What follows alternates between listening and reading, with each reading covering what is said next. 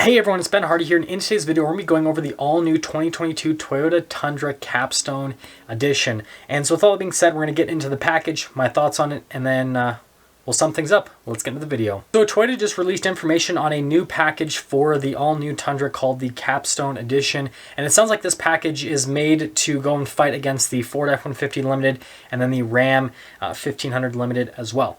So the first part of the package is the fact that it's going to come standard with Toyota's new hybrid powertrain. And this might actually be the first Tundra that'll be available to buyers this year that'll have the hybrid powertrain, because it sounds like the TRD Pro, for example, is still quite a bit a ways away. But with that powertrain, it produces 437 horsepower and then 583 pound-feet of torque, which is just absolutely monstrous. Now, other than it getting that powertrain as standard, the other stuff that the Capstone package adds is 22-inch wheels from the factory, which apparently this is the first time that the Tundra's ever had 22s from the factory. So that should be pretty cool. And again, that's something that Ram does with their Limited, is you've got 20s as standard actually, but then you can get 22s as an option. So again, it seems like this is really trying to target the Ram 1500 Limited. And then the next thing that comes with this package is it has power side steps as standard. Same thing with the F-150 and the Ram 1500 Limited. And then it's going to have the shorter beds, the 5'5" bed, and then also the Crew Max as well.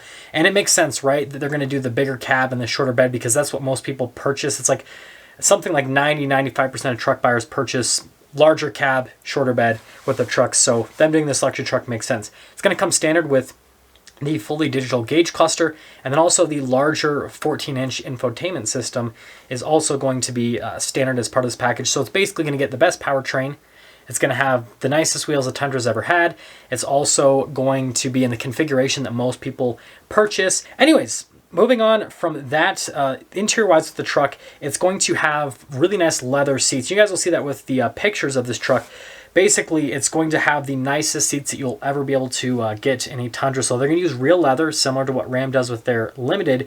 And apparently they're going to use it all over the truck, not just with the seats. So it's going to be on the dash, door panels, all that kind of stuff. They're really going to try to bring up the interior with this truck. And then they're also going to use wood trim that's open pore, so that it kind of has that grainy feel to it, so that it's just a little bit more luxury feeling and looking. And again, Ram does the same thing. It's kind of like they just copying and pasting over.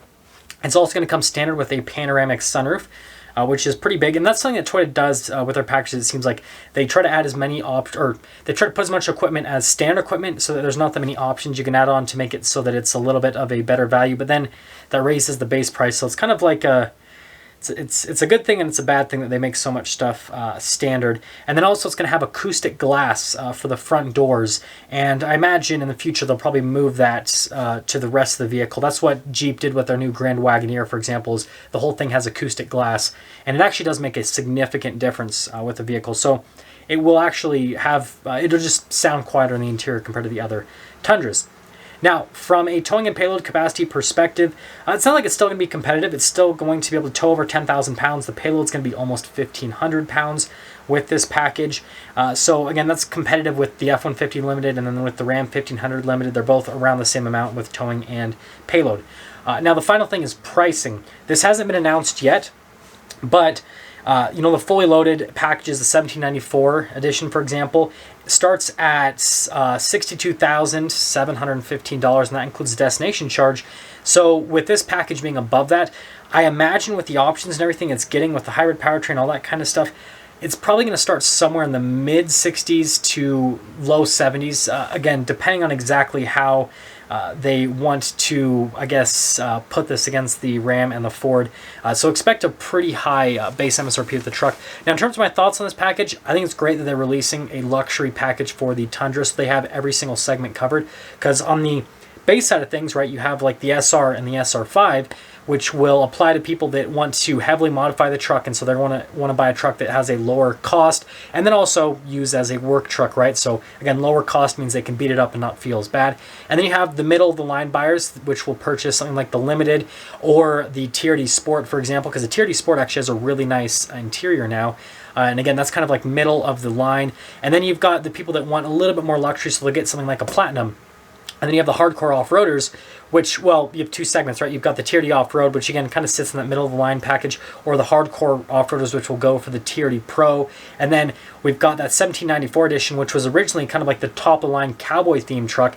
But it sounds like they want something that's a little bit different, because with this Capstone package, you're going to be able to get like a white interior with it. And so it's going to be a little bit more on the luxury side rather than on the cowboy-themed side of things for the truck. And so that's going to, again, apply to luxury truck buyers, but luxury truck buyers that don't want a cowboy-themed interior. And that segment's actually growing quite a bit because there's a lot of people that want to own trucks that live in the city that have like no ties to farming or anything whatsoever. And so when they see like a Western-themed truck, they're like, I don't get this. It doesn't make sense. But when they see a truck that, you know, has 22-inch wheels and has some cool exterior styling and has a really nice luxury-looking interior, then that really applies to them. When I worked at the Ram dealership, I had customers come in like that all the time.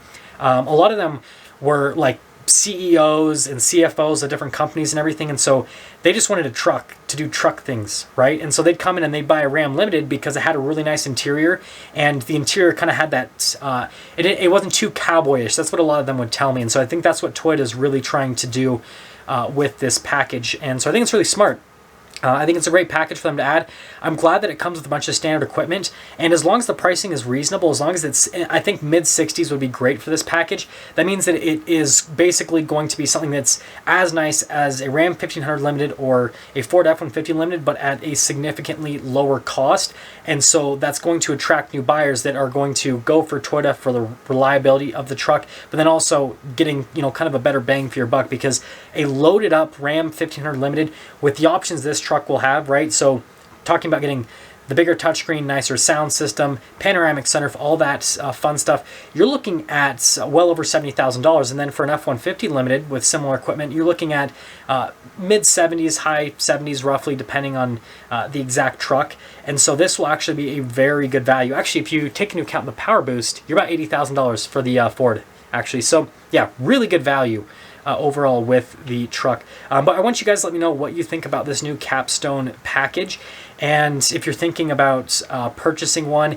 And with the options listed, is there anything that you'd change on this package? Would you rather them do it the way that Ram and Ford do it, where basically the package comes with a decent amount, but there's still options you can add, like, you know, the sunroof, for example, bedliner, all that. Well, Ram comes standard with a bedliner, but you guys get the point. Or would you rather have it where the package basically is how Toyota's releasing, where it's just going to come with everything, and if you want to have everything, you just get the everything package, essentially. But yeah, I will see all of you guys in that next video.